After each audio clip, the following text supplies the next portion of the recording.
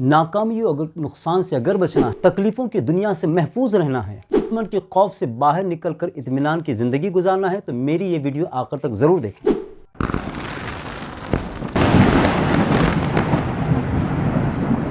السلام علیکم ورحمۃ اللہ وبرکاتہ۔ دوستو، میں محمد ریاض احمد خان پھر ایک مرتبہ ایک بہترین موٹیویشنل سٹوری کے ساتھ بہت اچھی ذہن سازی کرنے کے ارادے سے آپ کے سامنے حاضر ہوں۔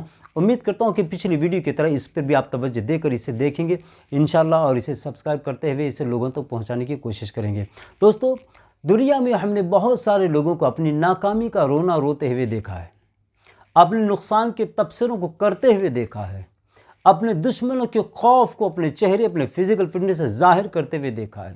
آپ نے دیکھا کبھی کوئی انسان کاروباری نقصان کے تعلق سے کہتا ہے کہ میں تو تباہ ہو گیا، میں تو برباد ہو گیا۔ آپ نے دیکھا ہوگا کہ ایک انسان اپنی زندگی کے نقصانات کو کئی سالوں تک یاد کر کے اس کا دکھ کا اظہار کرتے رہتا ہے، اور ایک انسان ہوتا ہے جو اپنے دشمنیوں کے تذکرے کو کرتے ہوئے بڑے خوف زدہ انداز میں زندگی گزارتے رہتا ہے۔ یہ تو تھے نقصانات کا تبصرہ کرنے والے، ناکامی کا رونے والے، دشمنوں کے خوف کا اظہار کرنے والے۔ مگر کچھ لوگ ہوتے ہیں خوف، ناکامی دشمن نہیں بلکہ تمناؤں، خواہشات کے ارادوں کو ظاہر کرتے، کاش میں یہ بن جاتا کتنا اچھا تھا، کاش میں یہ پا لیتا تو کتنا اچھا تھا، میری خواہش تھی کہ میں یہ بنا لوں، یہ خرید لوں، یہ لے لوں، میری خواہش تھی کہ میں وہ چیز دیکھوں، میں وہاں جاؤں، میں یہاں جاؤں، میں وہاں جاؤں، میری خواہش تھی کہ میں یہ کر لیتا، میرا ارادہ تھا کہ میں یہ بنا لیتا۔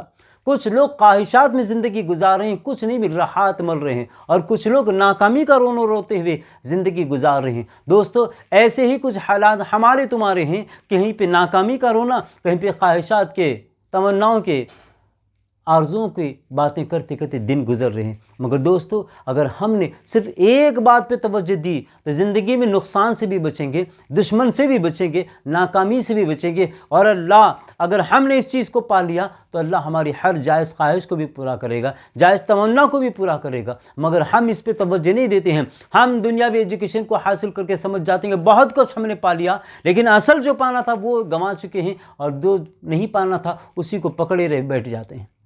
دوستو، ہم اپنی بات نہیں کریں گے، بلکہ آئیے آج سے تقریباً 5-6 ہزار سال پہلے کی بات بتا رہا ہوں میں، اب کی نہیں۔ کس کی بات؟ حضرت موسیٰ علیہ السلام کی بات۔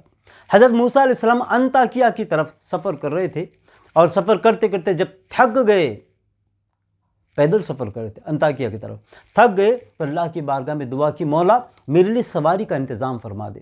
تو اللہ نے کہا کہ موسیٰ، اس پہاڑ کے دامن میں جائیے، ہمارا ایک بندہ ہے، اس سے سواری کا سوال کیجیے۔ حضرت موسیٰ علیہ السلام اس پہاڑ کے دامن کی طرف گئے تو کیا دیکھا؟ ایک نوجوان ہے جو نماز پڑھ رہا ہے، عبادت میں مصروف ہے۔ جیسے اس کی نماز ختم ہوئی، حضرت موسیٰ علیہ السلام نے کہا کہ مجھے ایک سواری کی ضرورت ہے، آپ میرے لیے سواری کا انتظام کر دیں۔ اس نوجوان نے آسمان کی جانب اشارہ کیا انگلی سے، تو ایک بادل کا بہت بڑا ٹکڑا آ کر سامنے کھڑا ہو گیا۔ اس نوجوان نے کہا اب اس بادل کے ٹکڑے سے سواری کا کام لے سکتے ہیں۔ موسیٰ علیہ السلام دنگ رہ گئے اور سوچ میں پڑ گئے، کیا اللہ، میں جب تھک گیا تو میں بھی اشارہ کر سکتا تھا، لیکن میرے ذہن میں بات نہ آئی، لیکن اس نوجوان کو جو نبی نہیں ہے، اسے کیسے یہ کرامت کا مقام مل گیا جو آسمان کو اشارہ کیا تو بادل کا ٹکڑا زمین پر آ گیا؟ تو دوستو، میری اس بات کو سنیں کہ حضرت موسیٰ علیہ السلام کے جب سوال پر اللہ نے کیا فرمایا؟ کہا موسیٰ، تم اس کے بادل کے بلانے کو دیکھ رہے ہو، اگر یہ نوجوان کہہ دے کہ مولا یہ بنجر زمین کو سبز و شاداب کر دے تو میں بنجر زمین کو ہرا بھرا کر سکتا ہوں، اگر یہ نوجوان کہہ دے زمین کے خزانوں کو میرے قدموں پہ ڈال دے تو میں وہ کرنے کو بھی تیار ہوں۔ مگر کیوں؟ سنو، اس لیے کہ اس نے اپنے ماں باپ کی اتنی خدمت کی ہے، اتنی خدمت کی ہے کہ اس کے والدین نے مرنے سے پہلے کہا مولا میرے بیٹے نے میری حاجتوں کو پورا کیا ہے، میرے ہر بات کو مانا ہے، مولا اس نے میری حاجت کو پورا کیا ہے تو اس کی ہر حاجت کو پورا فرما دے۔ تو اللہ فرماتا ہے کہ اس کے ماں باپ کی دعاؤں کی وجہ سے اس کے منہ سے بات نکلتی نہیں، اس بات کو میں مکمل کر دیتا ہوں۔ دوستو، اب اپنی ناکامیوں کو یاد کرو، اب ہمارے نقصانات کو یاد کرو، اب اپنے دشمنوں کی خوف کو یاد کرو، اور اپنی تمناؤں کو، خواہشات کو، ارادوں کو ذرا یاد کرو۔ اگر ہم نے سب پہ توجہ دینے کی بجائے اگر ہم نے ضعیف ماں باپ پہ توجہ دی ہوتی اور اپنے ماں باپ کو راضی کر لیا ہوتا، ماں باپ کی دعائیں نبیوں کی دعائیں ہوتی ہیں، جب ماں باپ کی دعاؤں سے अबर का टुकड़ा अगर गुलामी पे आ सकता है, अबर का टुकड़ा अगर ताबेदार हो सकता है, तो बताओ माँ बाप की दुआएं हमारे साथ रहेंगी तो कौन दुश्मन होगा दो टांग का जो हमारे सामने खड़ा होगा? कौन होगा जो हमें नुकसान पहुंचाएगा? कौन होगा हमें नाकामी की तरफ ढकेलेगा? दुनिया की कोई ताकत नहीं आ सकती। क्यों? इसलिए कि माँ बाप की दुआएं नबियों की दुआएं होती हैं।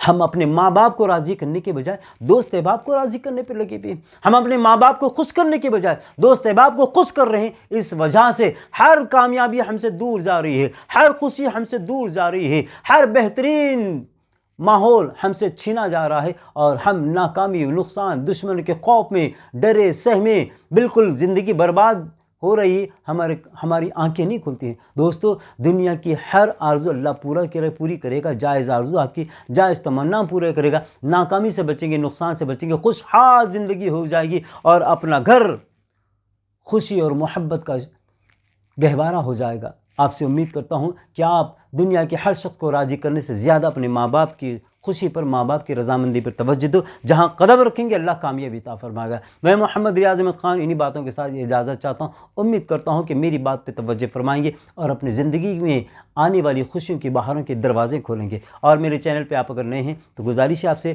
कि आप जितने मेरे सब्सक्राइबर हैं उनसे गुजारिश करता हूँ कि एक एक बंदा, एक एक सब्सक्राइबर को बढ़ाएं ताकि अच्छी अच्छी बातें एक नए अंदाज में लोगों तक पहुंचाने की मैं कोशिश करूं। अस्सलामु अलैकुम रहमतुल्लाहि व बरकातहू।